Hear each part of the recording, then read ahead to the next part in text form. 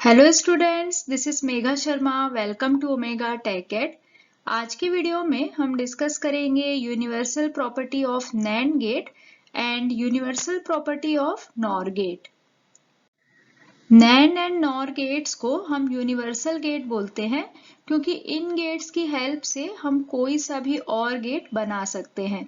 तो जब हम नैंड गेट की बात करते हैं तो नैंड गेट में यूनिवर्सलिटी का मतलब ये होता है कि नैंड गेट को जब हम यूज करते हैं तो हम उसे नॉट गेट की तरह भी यूज कर सकते हैं, और नैंड गेट को जब हम कॉम्बिनेशन में यूज करते हैं तो इसका यूज करके हम एंड गेट, और गेट और नॉर गेट बना सकते हैं।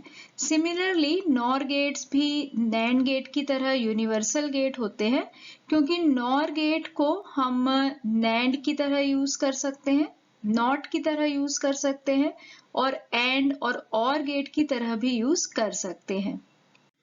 नैंड गेट को हम एज एन इन्वर्टर यूज कर सकते हैं। अगर हमें नैंड गेट का यूज नॉट गेट की तरह करना है तो उसके लिए हमें सभी इनपुट्स को कंबाइन करके एक सिंगल इनपुट बनाना होगा। जैसे कि यहाँ पे हमने इनपुट लिया है A, उसके बाद हमने एक नैंड गेट यूज किया है तो आउटपुट में हमें मिलेगा A कॉम्प्लीमेंट। इसका मतलब ये है कि यहाँ पे नैंड गेट नॉट गेट की तरह वर्क कर रहा है। तो हम बोल सकते हैं कि a NAND gate used as an inverter. तो अगर हम एक नैंड गेट का यूज करते हैं तो उसका यूज हम एज एन इन्वर्टर और एज एन नॉट गेट कर सकते हैं। सेकेंड है NAND gate used as an AND gate. अगर हमें नैंड गेट का use as an AND gate करना है तो उसके लिए हमें दो नैंड गेट यूज करने होंगे। सबसे पहले जो हम नैंड गेट लेते हैं इसमें टू इनपुट्स हैं A एंड B, तो इसका आउटपुट हमें मिलेगा AB कॉम्प्लीमेंट। और जब हम यहाँ पे एक और नैंड गेट यूज करते हैं, मतलब ये जो आउटपुट हमें मिला है इसे हम फिर से एक नैंड गेट में इनपुट देते हैं, तो इसके बाद हमें जो आउटपुट मिलेगा वो मिलेगा AB कॉम्प्लीमेंट का कॉम्प्लीमेंट, मतलब डबल कॉम्प्लीमेंट। तो हम पढ़ चुके हैं कि AB डबल बार जो होता है वो इक्विवेलेंट होता है AB के। इसका मतलब ये है कि जब हम टू नॉइंड गेट्स यूज करते हैं तो उसका जो आउटपुट होता है वो सेम होता है जो हमें एंड गेट में मिलता है। तो टू नैंड गेट्स का यूज हम एज एन एंड गेट कर सकते हैं। अगर हमें नैंड गेट का use as an OR gate करना है, मतलब नैंड गेट को अगर हमें और गेट की तरह यूज करना है, नैंड गेट की हेल्प से अगर हमें और गेट बनाना है तो वहां पे हमें थ्री नैंड गेट्स यूज करने पड़ेंगे। सबसे पहले हम एक नैंड गेट लेते हैं, तो A अगर इनपुट है तो आउटपुट हमें मिलेगा A कॉम्प्लीमेंट। उसी तरीके से जो सेकेंड नैंड गेट है उसमें इनपुट हमने दिया है B, तो आउटपुट हमें मिलेगा B कॉम्प्लीमेंट। और इन दोनों को जब हम थर्ड नैंड गेट में इनपुट करते हैं तो हमें आउटपुट मिलता है A कॉम्प्लीमेंट B कॉम्प्लीमेंट का होल कॉम्प्लीमेंट, जो कि इक्विवेलेंट होता है A प्लस B के। तो इस तरीके से जब हम थ्री नैंड गेट्स यूज करते हैं तो वो और गेट की तरह वर्क करता है, means three NAND gates used as an OR gate.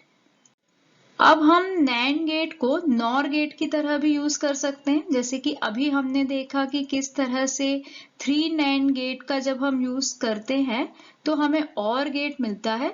अब इसी और गेट में अगर हम एक बार और नैंड गेट यूज करते हैं तो हमें इसका कॉम्प्लीमेंट मिल जाएगा।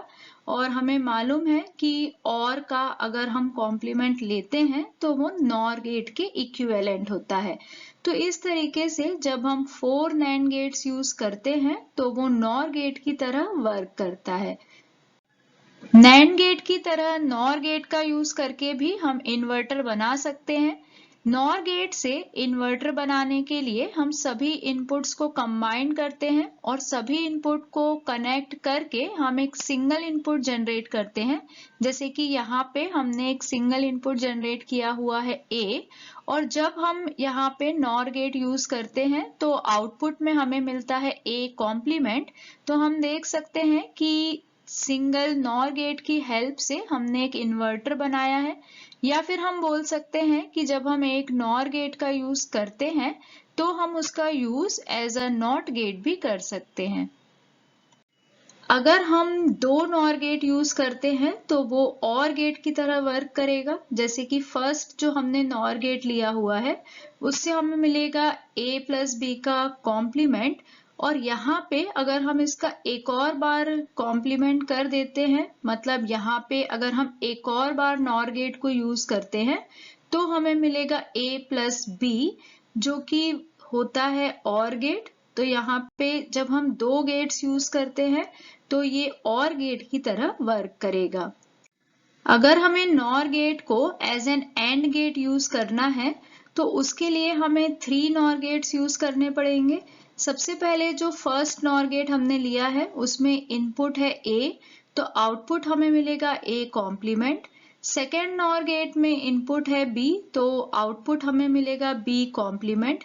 अब जब हम इन दोनों को इनपुट देते हैं एक तीसरे नॉर गेट में तो हमें यहाँ पे आउटपुट मिलता है a complement plus b complement का होल कॉम्प्लीमेंट, जो कि इक्विवेलेंट होता है ab के।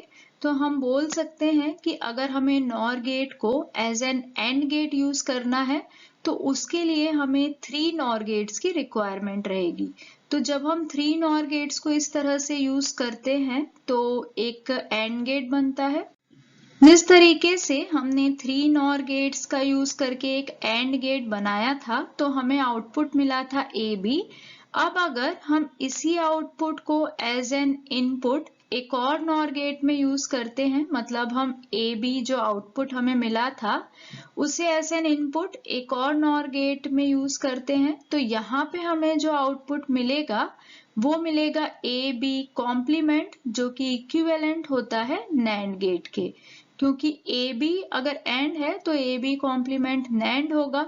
तो इस तरीके से अगर हमें नॉर गेट को as an NAND gate use करना है तो हमें 4 नॉर गेट्स लगेंगे।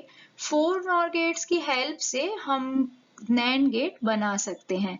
तो इस वीडियो में हमने देखा कि किस तरीके से नैंड गेट और नॉर गेट्स की हेल्प से हम कोई भी गेट बना सकते हैं, और क्योंकि नॉर गेट और नैंड गेट की हेल्प से हम कोई भी और गेट्स बना सकते हैं, इसीलिए नैंड गेट और नॉर गेट्स को हम यूनिवर्सल गेट बोलते हैं।